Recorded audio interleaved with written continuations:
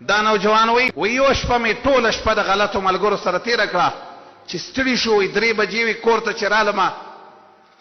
خپله بیبي مې چې وه وی هغه موده وه وی زما یو د 15 کالو وړه لور وه هغه موده وه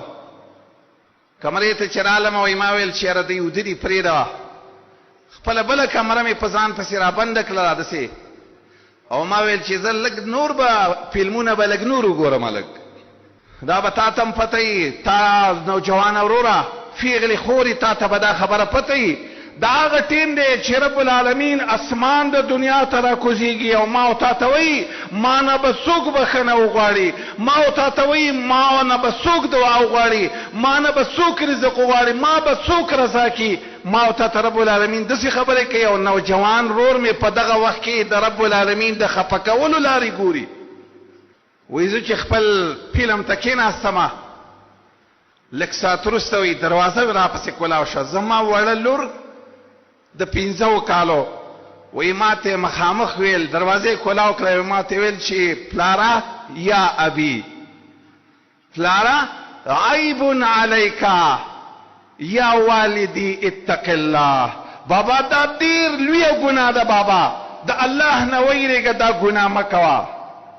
وی دا خبره را تدریک کرته د خپل ولی لور مې راته وکړه بابا د الله نه ویریږه دا ډیره د شرم خبره را چې ترسي ګناه کې چې رب العالمین وی چې ما رضا کو ته خفه کې رب العالمین وی ما نه بخنه وغواړه او ته په دې وخت کې ګناونه کې وی بیرته دروازه بند کړله وی زه چې را پاتېدم ما دا سوچ کاوه ته ورې چې د خپل لور مې وی چې زه رالم لور مې بیرته په بستره وده وه بیرته سملاسته خو دې خبرو چې مې واورېدلې ایسته مې په دې ذهن کې ما ګنویل چې زه لیونی شوم دا څنګه عجیبه خبره زما لور ما ته وکړه دا خو رب العالمین چې د چا د هدایت اراده وکړي وایي دې ټیم کې اذان وشو 7 کاله شوي وو چې وایي ما هم دقه فلمونه کتل ما دغه فیسبوکونه کتل ما دغه نیټونه کتل ما به د مانځه حال نه ما به هم داسې ملګرو سره چې کوم یو پروګرام ډېر د بې حیایي او د بې ګناه د رب العالمین د خفه کولو دغه دی ما په 7 کاله کې رب العالمین ته سجده وایي نه وه لګولې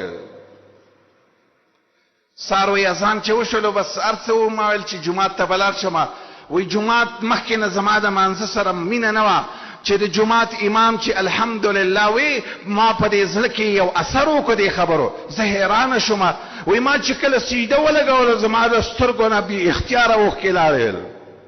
چې ما کله مونځ سر ته ورسېدو زه وی پوه شوم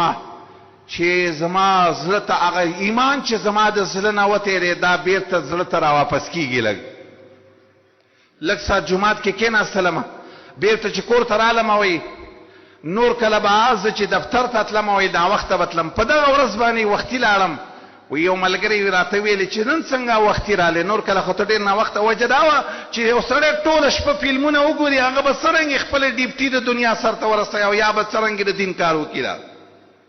وایي ما ورته ویلې چې بېګا خو راسې یو عجیبه قصه وشوله داسې قصه راسه وشوه وایي ما ته مې یو ملګري ویلې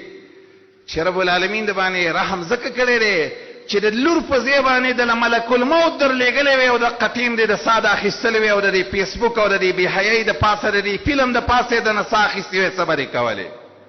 دې خبرې ته کله کله سوچ وکړه نن چې ته کله سوچ کې د چا تصویر به راغلی په پلانکي دمچورۍ کې د دې ونه ساه وختله څوک به په لارې رواني دمچوري به کوي او په دې حال کې به ګاډی وجنګېږي په دې حال کې به د ناسا وخېږي دې خبرې تا ته د دې خبرې ذهن کې دې نه راځي چې رب العالمین د پسې په هر وخت کې په تا پسې در پسې ستا رب چې دی ته د هغه نه په یو ستا د مرګ یو ټیم مقرر دی دې ګناه کې که تا له مرګ راشي څه به کوې ماسپښینه پورې مې وایي خپله ډیپټي وکړه د ملګري سره به هر صورت وایي جومات کې مې لمونځ وکړو خو یې په دې زړه کې مې یو غټ سوچ و چې هغه خپله لور بیرته وینم چې کومې لور د هدایت ذریعه زما ګرځېدلې ده وایي ډېر سوچ مې وایي ډېر تیز کور ته را روان وم کور ته چې رالم نه خپله لور مې وایي خپله ښځه مې مخې ته ولاړه ده د دروازې نور کله به وایي د دروازې مخې ته نه ودرېده وایي ما ته ویلې چېرته ورک شوی وي وایي ما ورته ویلې چې خپل دفتر ته تللی و او اوس ولې ناوخته مونځ مې کو وی ما ورته ویلې ښځې نور کله خو ته چېرته بار نه یې ولاړ څنګه نن بار ولاړې دروازې مخې ته ویل ما ته اول ویل ستا د 15 کالو لور چې ده هغه وفات شوې ده. که رب العالمین د باندې یو رحم وکړي او تعالی د توبې توفیق درکړي، دغه لور چې څنګه رب العالمین د دې سا شو اخیستلی ستاسو هم شي اخیستی، په دې خبره ځان پوهه کوه. وایي دا خبره چې ما واورېدله، وایي زما حواسو کار پرېښودو، بې اختیاره مې د سترګو نه اوښکې روانې شو چې ما خو غټ ارمان دا و چې زه د چا په وجه باندې مې ایمان بیرته نصیب شوی دی، د چا په وجه باندې مې حق نصیب شوی دی چې دا خو مې یو ځل بیرته لیدلی وی. جنازه م چې پې وکړله، وایي هغه ملګری مې راغی ویل ما ته ویلې خپله هغه لور چې ستا د هدایت ذریعه ګرځېدلې ده دا نن په خاورو کې په خپله اندخه کا. وایي ما ملګرو ته ویلې چې دا زه خپله لور نه ښخومه، دا زه خپل یو نور دی چې الله ما له رالېږلي وه خو زما نه یې واخیستله وه. زما عرض دا دی رونو نوجوانانو او د دې زمانې ای مسلمانانو چې دا کم ګناهونه کیږي، والله رب العالمین به غصه شي او د دې غصې په وجه باندې به داسې عذاب را باندې راولېږي چې زموږ دپاره به بیا د توبې لار هم نه وي، زموږ به د معاف کېدلو لار به هم بیا نه وي، داسې هغه قهر به را باندې راشي. نن چې سوچ وکړي هر طرف ته د ګناهونو، څوک دې خبرې ته فکر نه کوي. چا خپل بچي ته داسې ونه ویلې چې بچیه ستا سره چې د هغه څپېړه موبایل سره ته پې ټوله شپه څه ته ناست